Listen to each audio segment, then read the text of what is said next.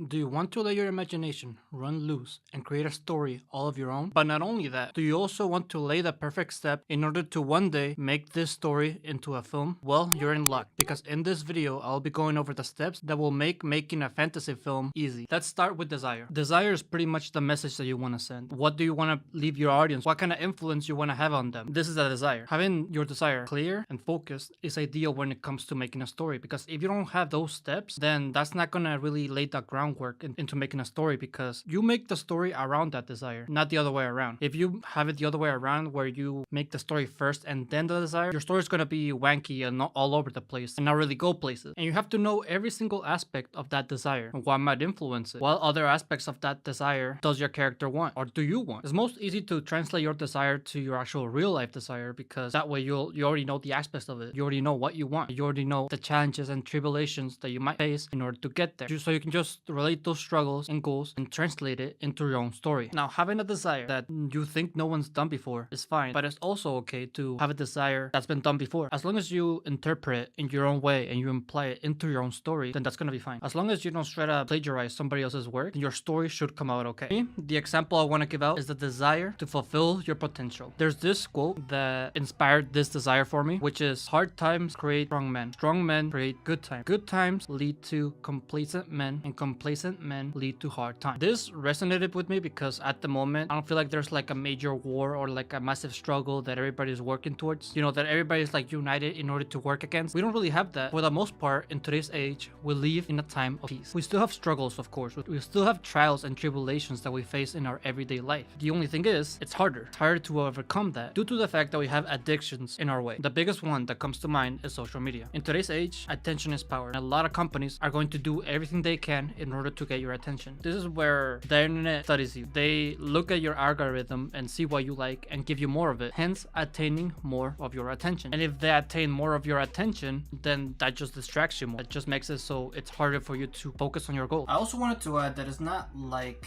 we have never had distractions before in the past. Obviously, we have had distractions before, but it has never been as crucial as it is now because of the internet. The internet has such a wide appeal, and it can reach to thousands of people and give different varieties of information. And with this technology, it has allowed for the misuse of it, the monetization of it. And since we have been conditioned to have social media be the new norm, we're more likely to be drawn towards it. I'm not saying that social media is all bad. I mean, without it, we wouldn't be able to share our creativity. I want to explain more clearly what is a distraction, what is a bad habit, because I keep talking about it without ever explaining it what it is. And pretty much how I would sum it up is something that gives you instant pleasure. For example, whenever you eat junk food, whenever you eat it, you feel good at the moment, but then later on, and you feel bad because you gain more weight. Instant pleasures have been easier than ever before to take. You can literally go around the corner and see a fast food place. But my desire is not to get rid of these things. My desire is to fulfill my potential. But these are just the things that get in the way of that due to modern society. Before, in the older days, you wouldn't really need to put effort into trying to quit a bad habit because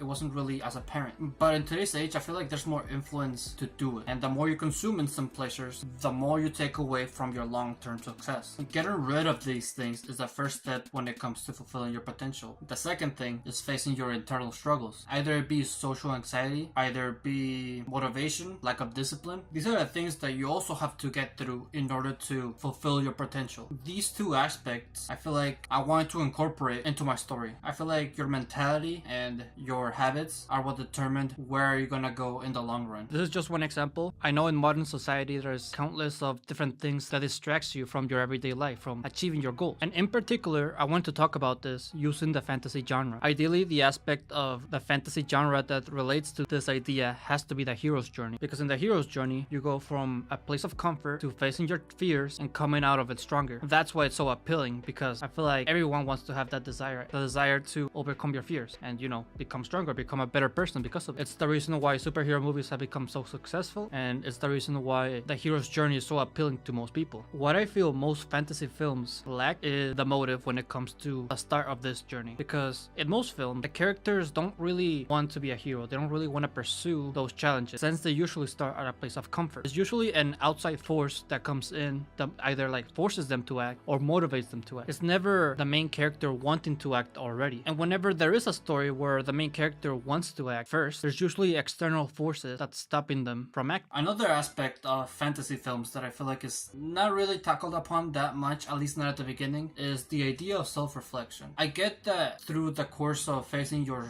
struggles and facing your fears, you get to reflect on yourself. But I really like the idea of having a story where the main character wants to achieve this at the beginning. And self-reflection is also another crucial part when it comes to fulfilling your potential, because you have to look at qualities of yourself that you don't really like, acknowledge them, and then improve on them. Self-reflecting is crucial when it comes to changing your mentality, and your mentality is also very crucial when it comes to fulfilling your purpose, because you are how you see yourself. For example, if you think you're smart and other people think you're smart, then you're actually more likely to act like a smart person, even if you were never smart in the first place. The belief that you have is what determines how you act. It's only a matter if you believe that you can't achieve your goals or if you can fulfill your potential. It's all about how you see yourself. But it's really hard to self-reflect and change your mentality about yourself because we're always distracted by instant pleasure. It's really something that I don't think a lot of people have taken the time to actually just like sit down and look at a wall and just leave themselves with their own thoughts. I've tried it sometimes, and whenever I do like just sit down with no stimulation, I usually just start thinking about how to achieve my goals. That's just me though. But everything that I've just said, everything that it takes in order to achieve my desire to fulfill my potential is something that I feel like it's not talked about enough, at least in the fantasy genre. I mean, it is talked about to an extent, but usually towards the end of the story. Themes like this is not something that the story starts with, and that's something that I want to do, because if the story starts with these themes, then the message will be much more clear and much more impactful. However, I want to delve deeper into this. I want to talk about a hero's journey where the main character already wants to start, but the only thing that's holding them back is outside forces, but not directly, mentally. I feel like this is an aspect that hasn't really been addressed, but now that we have our main desire and we know why it's important, let's put it into our own story. We need the basic principle, a logline, a synopsis, description of your main character, and the fantasy elements that are going to take place in your story. The logline of my story is this. When a magical notebook is discovered by an ambitious young man, he must reach his goal of becoming a writer before the pages of the notebook run out. My story takes place in modern day Las Vegas, and we follow our main character Jack. One day, while walking home, Jack finds a magic notebook in a tree. This magical notebook has the magical ability of making things disappear, and everyone in the world acts like it never happened. However, the next day, everything goes back to normal society. At first, Jack discovers the magical ability of this notebook by using it as a journal, writing about the frustrations of his modern life, not being all that wealthy, not liking his job, and becoming something he's not proud of. He blames the frustrations of the modern world, blaming everything on evil companies that want to monetize his attention. And so he writes everything down, and then the next day it disappears. Specifically, he writes about how drugs ruined his life, how it made them addicted and unable to focus. Then goes to sleep, and the next day he wakes up and will live in a world without addicting drugs. At first, Jack is surprised by all this. He's excited. He thinks that without this bad habit, he can finally achieve his goal. So he works that day, tries once again to become a writer, ditching his job and focusing on writing a novel. Next day comes and everything goes back to normal. With this experience, Jack realizes the potential that the book has. So he goes to his childhood friend, David. He also has a drug problem. Jack tries to help him with this issue. However, by removing drugs, it doesn't do anything. It just delays the problem, because at the end of the day, everything goes back to normal and it doesn't really matter. Jack tries to convince David how his life would be so much better if he just quits, but David's just comfortable the way he is. As a matter of fact, he wants to influence David into doing the same thing he is. David doesn't acknowledge this. He has power and he wants to use it for good, and so he uses the notebook to solve world problems. But once again, the next day passes and everything goes back to normal. This makes Jack realize that he can only use this power to help himself, to fulfill his selfish needs while becoming a writer. This also makes Jack realize that he can't help people who don't want to be helped, that he wants to only help people who have the same problem as him, people who want to achieve great things but are held back by modern issues. And so Jack uses the notebook day in, day out for 3 months. Normally he would use the notebook to remove distractions, but sometimes he just removes things for fun. 3 months pass and he publishes his novel. However, the pages of the notebook run out. Dave, with all his confidence, believes he can ignore all bad habits because he has built mental strength. However, this is not the case. Next day, after the notebook runs out, he goes back to his old habit. He relapses in a big way and he does stuff that he doesn't even like. Next morning comes and Jack is lying in bed scrolling through his phone. He checks to see if it has any sale on his novel. To his surprise, it has 10 sales. He goes to check the reviews and there's only one review, and it says, "Amazing book, it really inspired me. I learned a lot from it." This simple comment makes Jack realize it was never about removing his distractions. It was about becoming a better person. It was never modern society's fault. It was all about his mentality on himself. He always saw himself as someone who couldn't quit his bad habits. But through this positive feedback, he's able to realize that he's more than that he can achieve his goals anytime as long as he puts his mind to it. And so, little by little, he starts to work on his book once again, still not completely over his bad habits, but slowly but surely overcoming them. Eventually, 1 year later, publishes another novel. And one day, while walking back to his house, a stranger approaches Jack and he says these words: "Thank you for helping me quit." This is pretty much my story that I came up with out of this desire. There's still details that could have been added, but this is just the base synopsis that I wanted to have. The main character is Jack, a 26-year-old dealer that works at a casino. He has a degree in English but never pursued his career as a writer due to his friend influencing him to do bad habits such as partying and doing drugs. He wants to do good habits. He wants to change. He sometimes does good habits like journaling and meditating, but eventually he relapses and goes back to his old ways. At first, he blames modern addictions, modern society, but eventually, through positive feedback and good influence, he is able to overcome that. The main character embodies the idea of wanting to fulfill your potential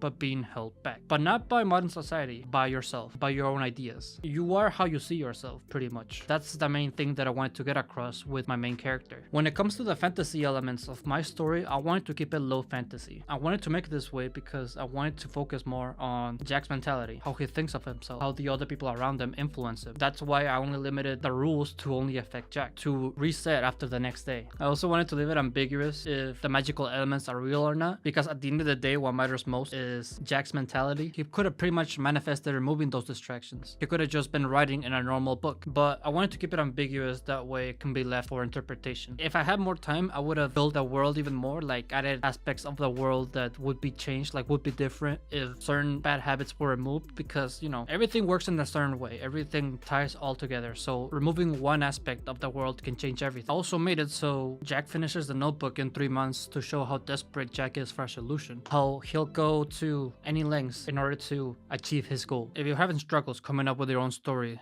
with your own imagination, you can also find inspiration from other sources. When it comes to fantasy, there's a lot of stories that are in novels and that are written that can be used to have massive inspiration from. For me, what inspired me to make this story was The Lord of the Rings, not because of the world building and everything, but just because of how well it balances character development and the world building. While I did not have enough time to set the world up and create pretty much a different world 2 hours, while I didn't have the time to do that, if I were to translate this story into film, I would have had like a similar approach to how The Lord of the Rings handles world building and character development by giving the film time to do both things. While this does make the film longer, it is crucial in order to immerse the viewer into this world. The Lord of the Rings also inspired me when creating the main character, because while Frodo at first doesn't accept this journey due to his complacent lifestyle, he draws power from how weak he is. We see other characters refuse the role of ring bearer due to saying in their hands the ring will be even more dangerous. But it's because of Frodo's powerless that makes his rise all the more greater. I also took some of Frodo's motive because at first he doesn't want to really help his community. He doesn't really want to change anything. But it's because he goes on this journey that he ends up changing the world. And I wanted to do the same thing with Jack. At first, he uses the notebook for his selfish needs to fulfill his own goal. But at the end of the story, he ends up helping others because he went on this journey. What I'm trying to say pretty much is when you go and try to help yourself, along the way, you'll help others. If I were to portray my main character in a film, I would kind of do it in a similar style where The Lord of the Rings portrays The Hobbit, not to the same extent, but kind of similar. Hobbits are shown to be complacent. They portray hunger all the time and stay out of danger, rarely leaving their surroundings. When it comes to the main idea, I got different sources from films to novels, but the main one that I wanted to focus on was The Blob That Ate Everyone from Goosebumps. This story has pretty much the same idea as my story, but instead of removing aspects of the world, it creates light. The Blob That Ate Everyone is about a boy that likes writing horror stories, and his creations come to life when writing about them. Simple as that. Now, one of the things that I think might be tricky if this story is translated into film is how much of the monster they show. Because as we've seen from other horror movies, the more you show of the monster, the less scary it is. Also, the more colorful it is, the less scary it is. A good example of this would be the Five Nights at Freddy's movie. This movie is based on a video game adaptation about a horror game about killer animatronics. animatronics. But this movie fails by showing the animatronics just in full light, and also by making them colorful. This takes away the scary aspects of them. Subtlety is really important depending on your tone of the story. If that tone is more about horror, then of course you wanna hide the fantasy elements, you know, maybe show them in the dark. If your story is like about a comedy, then maybe you wanna embrace fantasy and show all aspects of them. Same thing with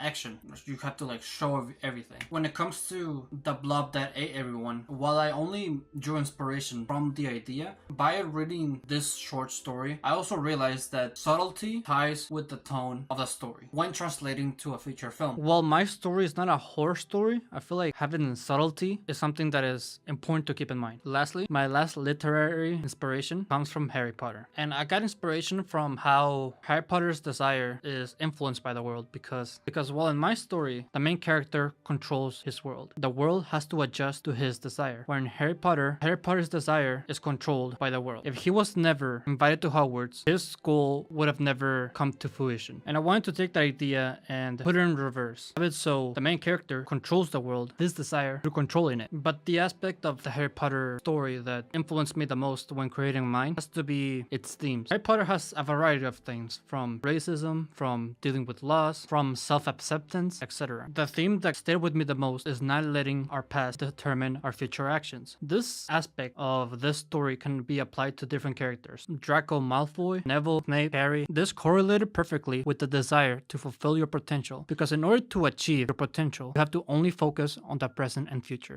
And now, I want to talk about the cinematic inspiration that I took when creating my story. The first film is Pan's Labyrinth. One of the things that I liked in Pan's Labyrinth was the fact that the fantasy elements only affected the main character. Everybody else in the film can't see the fantasy elements. And I feel like this was a good idea because it makes Ophelia's development all the more satisfying. Because it wouldn't be as satisfying if we see somebody go with Ophelia to do the trials. It's the fact that she has to face them herself that it makes them more satisfying. And this is something that I took inspiration from. The only difference is that Jack is not forced to take those trials and challenges. He chooses to. A huge chunk of Pan's Labyrinth also incorporates realism elements into that story. And I feel like it's really important to have those realistic elements in order to show why Ophelia's desire to leave the real world is so strong. Because if we didn't know all of the horrible aspects about it, we would be a lot more confused as to why Ophelia wants to escape. But it's because the realistic elements are so focused on in this film that we want her to leave, because the fantasy elements seemed like the only good choice forward. This is also something that I drew inspiration for my story.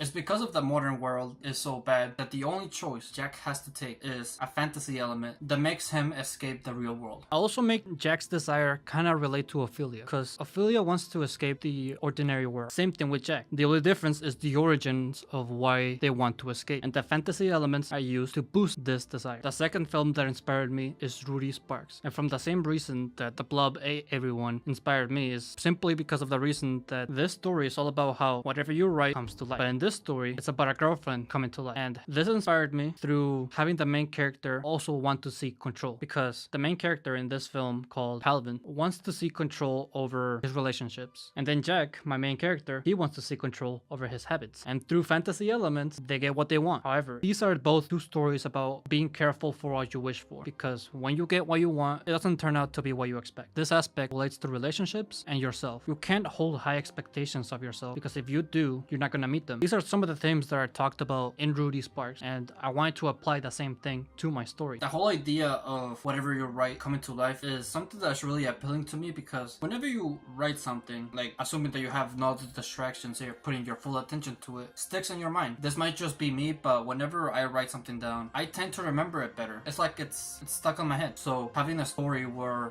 whatever you write comes to life is like putting your imagination into paper, putting your desires into paper, and then those desires come into life. I also took inspiration from Rudy Sparks when it comes to how the main character escapes his internal conflict using the fantasy element. Calvin desires to have a long-lasting relationship with his dream girl. However, he doesn't want to face his internal struggles. But since he created his own ideal girlfriend through writing, and he can control that, he doesn't really have to face those struggles, at least least not yet. The fantasy elements that allow him to control his girlfriend only hold his insecurities. It's only until his girlfriend forces him to face those insecurities by pretty much doing whatever he wants. It's only after the fantasy elements are gone from the story that the character can actually change. This is also something similar that I took from my story. My main character doesn't change until the fantasy elements are gone. I made it this way so that way the internal struggles can be realized through his own change of mentality instead of fantasy changing him. There are stories where through fantasy elements the main character ends up having character development, but I wanted my main character to realize that for himself without any outside help. That's also the reason why I kind of limited the characters to only two: the friend who has drug problems and the main character, Jack. And then the last film that inspired me is Midnight in Paris. Now this film also follows the same idea of wanting to escape reality. However, what really stuck with me in this film is the social commentary that it provides. Because at first, the main character, Jill, doesn't want to get married, doesn't like the girl that he's dating, and he's around people who want material items and want status. However, he feels different from this. He wants to work on his creative goals, and so he feels like an outcast. But he pretends to be that way, pretends to be like everybody else just to fit in. And I feel like this is a really relatable theme because I feel like we have all at some point pretended to be someone we're not in order to fit in. But this all just comes down to influence. In Midnight in Paris, the influence that shaped the character of Jill is his girlfriend and his friend. And same thing with my story. What shapes Jack to be the character that he is his friend's influence on him, on, you know, the friend that has a drug problem. But through a positive influence, both of the characters in these two stories manage to become better. I also like the idea